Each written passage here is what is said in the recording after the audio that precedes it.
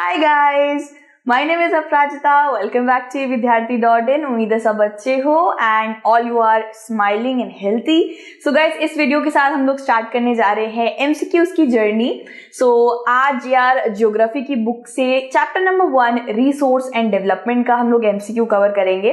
उससे पहले यार छोटा सा डिस्क्लेमर टाइप है ये, यू कैन टेक इट। तो यार आप जानते ही हो, सारे ई विद्यार्थियंस जानते ही है दैट मेन मेन्यू में जाके इस तरीके से सारे पोर्टल्स मिलेंगे आपको, UP board, MP board, English, CBSE, everything. Like आप एक बार जाके चेकआउट जरूर करना।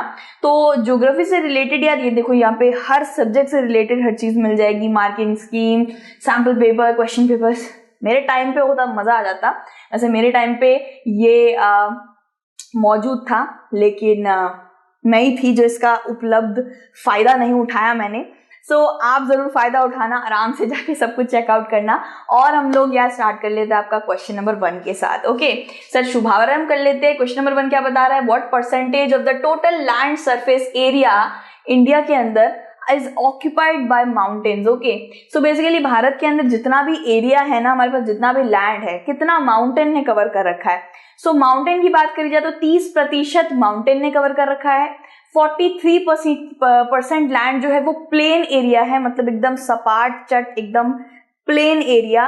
और 27% लैंड जो है वो पठार वाला एरिया यानी कि प्लेटू रीजन है। ठीक है, सो हमारा आंसर है 30% भाई माउंटेनियस एरिया है हमारा। सेकंड क्वेश्चन है व्हाट आर शेल्टर बेल्ट्स। अब शेल्टर बेल्ट्स का मतलब सबसे पहले समझा देती हूँ। जब भी हम लोग खेती वगैरह करते हैं ना गाइस, तो खेती करते वक्त बहुत सारे नेचुरल प्राकृतिक एजेंट्स होते हैं जो खेती को खराब कर सकते हैं। फॉर एग्जाम्पल पानी, हवा।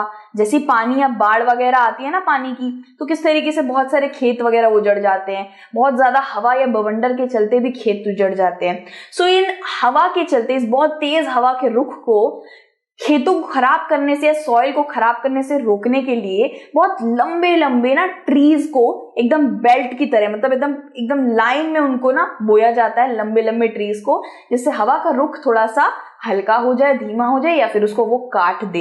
ठीक है, इसकी वजह से खेत जो होते हैं वो बच जाते हैं, क्रॉप्स बच जाते हैं। That's why they are called as shelter belts. जैसे एक छतरी हम लेते हैं ना, जैसे बारिश आती है छतरी खोल लेते हैं, बारिश हमें बचाती है फ्रॉम द रेन, वैसे ही ये बचाता है from wind. Okay, so shelter belts यहाँ पे हम लिख देते हैं planting rows of trees to prevent soil erosion. ये होगा शेल्टर बेल्ट का रियल डेफिनेशन। एंड बाकी के क्या क्या बता रहे हैं? Growing strip of grass in between crops. बहुत सारे क्रॉप्स होते हैं गाइस जो एक साथ ही उगाए जाते हैं, तो उनके बीच में ना घास भी उगा दी जाती है बीच बीच में, एकदम ऐसे ऐसे करके। सो गाइस उसको क्या कहते हैं? स्ट्रिप क्रॉपिंग बोला जाता है। Growing big plants in between coffee plant to protect them from direct sunlight. Guys coffee plant जो होता है ना, कॉफी ऑब्वियसली बात है, जो ब्रू नेस्कैफे वगैरह पीते हो, तो ये जो कॉफी होता है इसको सनलाइट चाहिए होती है गाइस, ये इसको हॉट क्लाइमेट चाहिए होता है, लेकिन डायरेक्ट सनलाइट की बीम इससे टॉलरेट नहीं होती है, इसलिए उसको उससे बचाने के लिए लंबे लंबे ट्रीज को उगाया जाता है कॉफी फार्म्स के अंदर। ठीक है, सो ये तो अलग चीज है। टेरेस फार्मिंग गाइस, बड़े बड़े स्लोप और बड़े बड़े ढलान और माउंटेन्स के ऊपर टेरेस फार्मिंग की जाती है, ऐसे कट वट करके। काफी इंटेंसिव होता है ये, काफी लेबर वाला इंटेंसिव वर्क होता है। सो शेल्टर बेल्ट्स का तो यही था कि आप प्लांट कर दो रोज को ट्री के, किससे? सॉइल इरोजन से बचाने के लिए। थर्ड वाला क्या है? Which of the following land can be categorised under current fallow land. Current fallow land क्या होता है? एक ऐसा लैंड जिसको आप एक साल से ज्यादा या 2 साल से ज्यादा ऐसे ही अनकल्टिवेटेड छोड़ देते हो। इसमें मतलब खेती हो सकती है इस लैंड के अंदर, लेकिन आपको 1-2 साल ज्यादा गैप देना पड़ेगा, उसके अंदर आप हर वक्त खेती नहीं कर सकते हो। ऐसा क्यों? क्योंकि गाइस ऐसे बहुत से लैंड होते हैं जो ज्यादा मेहनत मुशक्कत झेल नहीं पाते हैं, ज्यादा क्रॉप्स उन्हें उगाए नहीं जा पाते, उनको थोड़ा सा छोड़ना पड़ता है अनकल्टिवेटेड, ऐसे छोड़ देना पड़ता है 1-2 साल के लिए ऑर्गेनिक मैटर्स को वापस से रिवाइव होने के लिए। ठीक है, सो ये जो लैंड होता है इसी को करंट फैलो लैंड बोला जाता है। Land left without cultivated for 1 और लेस देन 1 ईयर। 1-2 साल से 1 साल से ज्यादा छोड़ना पड़ता है, या 1 साल से थोड़ा सा कम छोड़ना पड़ता है, that is called as current fallow land. ठीक है, मतलब एक टाइम देना पड़ता है इस लैंड को वापस से रिवाइव होने के लिए, वापस से इसमें जान आने के लिए। बाकी के क्या है guys, land use for building house road etcetera, ये तो नहीं होगा गाइस। हाउस रोड बिल्डिंग आजकल हर जगह ही बन जाती है, किसी भी लैंड पे बन जा रही है भाई।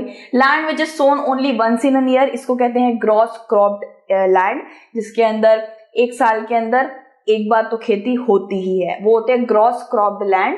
लैंड यूज फॉर ग्रेजिंग, जानवरों को चराने के लिए जो लैंड इस्तेमाल करी जाती है उसको पैस्चर लैंड बोला जाता है। ठीक है, सो ये हमारा करंट फैलो लैंड है। इसके बाद है question number 4, Who said the famous line there is enough for everybody's need and not for anybody's greed? ये किसने ये लाइन बोली है भाई कि हमारे लिए, हमारे पास उन लोगों के लिए बहुत सारी चीजें हैं जिनको जरूरत है, जरूरतमंदों के लिए चीजें हैं, ग्रीडी यानी कि लालची लोगों के लिए नहीं है। तो ये बोला है महात्मा गांधी जी ने। ये तो बहुत ही ज्यादा फेमस कोटो है, सबको पता ही है।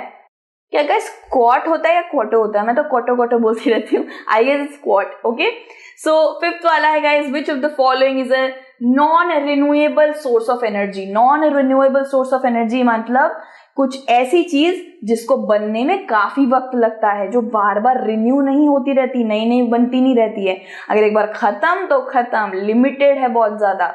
सो वाइल्ड लाइफ मतलब कि जानवर, पशु पक्षी, ये तो अपने आप को रिन्यू करते रहते हैं, इनके बच्चे पैदा होते रहते हैं, सो ये रिन्यूएबल है जैसे इंसान। सोलर एनर्जी, सोलर इंजीनियरिंग की धूप की रोशनी, धूप की किरणें बिल्कुल अनलिमिटेड है, ये हमारा रिन्यूएबल सोर्स ऑफ एनर्जी है।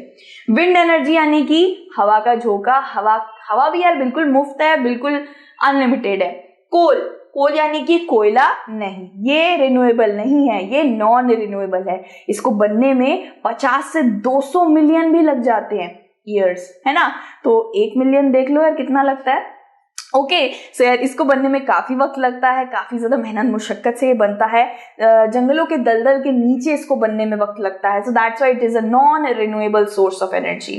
6th वाला क्या क्वेश्चन है भाई, which of the following states suffer from land degradation due to water logging as a result of over irrigation? ऐसा कौन सा स्टेट है जहां पे खेतों के अंदर बहुत ज्यादा पानी छोड़ दिया जाता है और उस ज्यादा पानी के छोड़ देने से वहां पे वाटर लॉगिंग की प्रॉब्लम हो जाती है, मतलब रूट्स जो होते हैं क्रॉप्स के या प्लांट्स के, उनमें बहुत ज्यादा पानी भर जाता है, बिल्कुल दलदल जैसा जगह बन जाता है, और वहां पे वो रूट्स या फिर वो प्लांट्स ऑक्सीजन ही नहीं ले पाते, इतना पानी से वो भर जाते हैं। सो इसको लैंड डिग्रेडेशन का भी मतलब ओवर इरिगेशन कर देना, बहुत ज्यादा पानी की मात्रा डाल देना, कभी कभार अंडरग्राउंड नीचे का पानी भी ऊपर आ जाता है। सो ओवर पानी डाल देने से भी ऐसा मत सोचे कि बहुत अच्छी खेती हो जाएगी, बल्कि उसका सत्यानाश हो जाएगा। ठीक है, सो यहाँ पे क्या क्या है, राजस्थान, गुजरात, महाराष्ट्र एंड हरियाणा। अब जो बुक में है गाइस उसके हिसाब से हरियाणा में ऐसे प्रॉब्लम हुई थी, ठीक है, एंड होती है अभी भी, वहां पे बहुत ज्यादा पानी छोड़ दिया जाता है। 7th वाला है guys, what is the following is not an effect of indiscriminated exploitation of resources. ये जो वर्ड है ना, ये बड़ा खतरनाक है, नॉट, इससे बच के रहना। ठीक है, इनमें से कौन सा हमारा आंसर जो होगा, indiscriminated exploitation of resources. Indiscriminate exploitation resource मतलब हम जो भी रिसोर्स क्या होता है गाइस, जो जिसको हम बहुत ज्यादा इंपॉर्टेंस ही देते हैं, जो हमारी लाइफ में बहुत जरूरी होता है, इसमें से कौन सा ऐसा है जिससे हम उन रिसोर्सेज को कोई फर्क नहीं पड़ता है। सो ग्लोबल वार्मिंग की बात करें तो ग्लोबल वार्मिंग किससे होती है, इतने सारे ट्रक, इतने सारे व्हीकल्स चलते हैं, पीछे से धुआं छोड़ते हैं, गर्मी करते हैं, एयर कंडीशन गर्मी कर रहा है।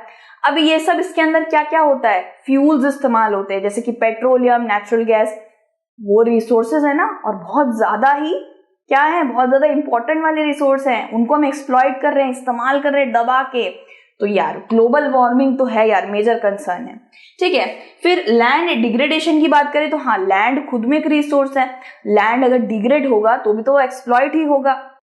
यहाँ पे क्या लिखा है, depletion of the ozone layer. अगर हम ओजोन लेयर को भी भाई तबाह करेंगे तो हमारे ऊपर तो बहुत ज्यादा फर्क पड़ेगा, क्योंकि ओजोन लेयर हट गया तो हमारी स्किन पे भाई इन्फेक्शन होना शुरू हो जाएगा, स्किन कैंसर होना शुरू हो जाएगा। सो जिससे हमें फर्क नहीं पड़ रहा है, जो रिसोर्सेज को तबाह नहीं कर रहा है, वो है साइक्लोन्स यानी कि चक्रपात। ये होते हैं यार सी और ओशंस के ऊपर, ऐसे बवंडर जैसे दिखने वाले बन जाते हैं ऐसे। ठीक है, तो यार एक तो ये होते बहुत ज्यादा कम है, ठीक है, ये हर वक्त तो पैदा नहीं होते रहते हैं, ये हर वक्त नहीं बनते रहते, इनको वक्त लगता है बनने में। ठीक है, और इससे कोई एक्सप्लॉयटेशन नहीं हो रहा है रिसोर्स का, कोई पेट्रोल खराब नहीं हो रहा है, कोई धूप की किरणें खराब नहीं हो जा रही है, जस्ट मतलब ये हमारा आंसर क्या होगा, सही है, नॉट। ओके, ये हमें एक्सप्लॉइट नहीं कर रहा है, बाकी सब एक्सप्लॉइट कर रहे हैं। ओके, सो यहाँ पे 8th वाला है, which of the following resource is an abiotic resource. Abiotic मतलब जिसमें जान नहीं है। ओके, बायोटिक मतलब जिसमें जान है। तो कैटल, कैटल्स यानी कि गाय भैंस, इसमें जान होती है। हाँ जी। फिशरीज यानी कि मछलियां, इसमें भी जान होती है। और फिर क्या है, पोल्ट्री, पोल्ट्री यानी कि चिकन पिजन, जितना भी यार अंडे वंडे देते हैं, मीट मिलता है जिनसे, पोल्ट्री, उसमें भी जान होती है, फिर बाद में काट देते हैं उसको। एंड जिसमें जान नहीं होती है दैट इज रॉक्स यानी कि पत्थर। तो ये कहलाएंगे एबायोटिक रिसोर्स। क्वेश्चन नंबर 9 पे आ गए, देखो तड़ातड़ झाड़। Okay, so which of the following soil is useful in the growing of T and coffee. T and coffee उगाने के लिए सबसे ज्यादा बढ़िया सॉइल इनमें से कौन सा है? तो गाइस देखा जाए तो एलुवियल सॉइल, लैटेराइट सॉइल दोनों ही बहुत अच्छे होते हैं कॉफी और टी को उगाने के लिए। बेसिकली देखा जाए तो laterite soil will be our right answer. ये आपको कौन कौन से स्टेट्स में मिल जाएगा? Maharashtra, West Bengal, Western Ghats, इन सारे देशों में लैटेराइट सॉइल आपको आराम से मिल जाएगा। ठीक है, एंड कॉफी और टी कहाँ कहाँ पे ग्रो होता है? कर्नाटका, तमिलनाडु, केरला, यहाँ पे कॉफी ग्रो होता है। साथ साथ यहाँ पे कैशू नट्स भी ग्रो करे जाते हैं। Okay, so this will be our right answer.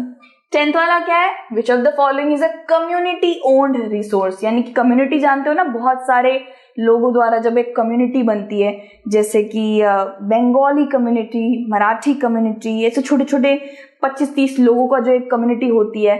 तो गांव में ऐसे ही होता है गाइस, कुछ चीजों को ना कम्युनिटी खुद ब खुद, मतलब बहुत सारे लोग एक साथ मिलके ओन करते हैं।